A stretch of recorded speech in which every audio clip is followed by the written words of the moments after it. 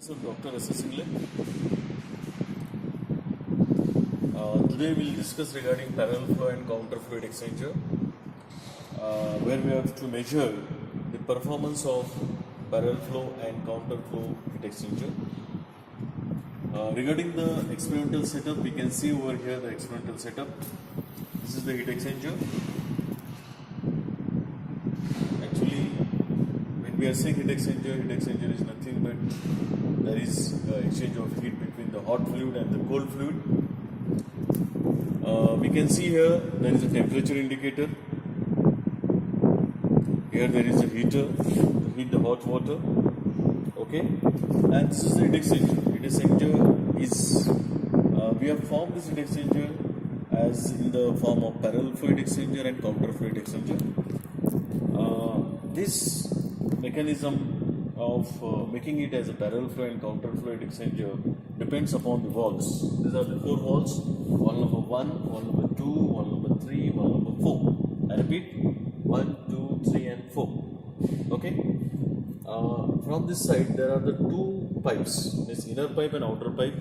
From the inner pipe the hot water is flowing in this direction and the cold water is coming from this direction. When these two walls are open, and these two walls are closed, the cold water is going in this direction, it is going in this direction and it is coming from this direction, and hot water is going in this direction, so it becomes a counter fluid exchanger. Now when these two walls are closed and wall number 1 and wall number 3 is open, then the water will flow in this direction, it will go in this direction and it will move in this direction parallelly to the hot water. That means now it becomes a parallel flow heat exchanger. Okay. Now this is regarding the experimental setup. Regarding procedure, first of all we have to start the heater, switch on the heater so that we can heat the hot water. Okay. We can heat the cold water to the hot water, and this hot water is passed through this pipe.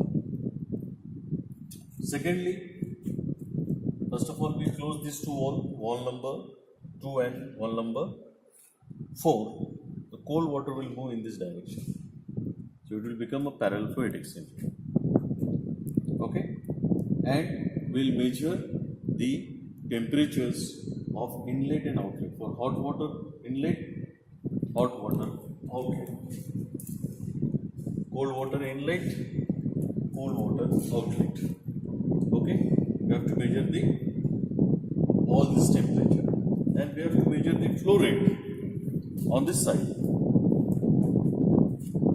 We have to measure the flow rate just by putting a jar over here.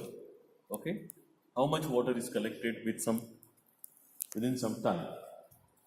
Then we'll close these two walls. Wall number 1 and wall number 3 is closed. Wall number 2 and wall number 4 is open. The cold water will move in this direction and it will move in this direction. Hot water is going in this direction, so it becomes a counter fluid exchanger. After this, again we have to measure the inlet temperature of the hot water, outlet temperature of the hot water. Now the inlet for the counter fluid exchanger will be here. So inlet temperature of the cold water, outlet temperature of the cold water. Again we have to measure the flow rate using the jar. Okay.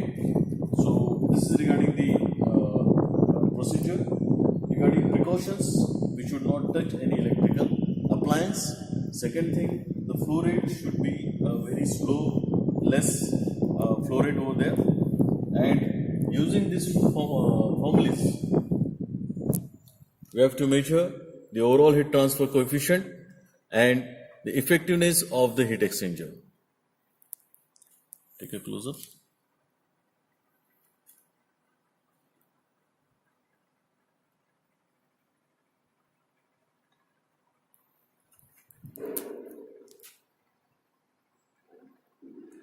Okay, so thank you.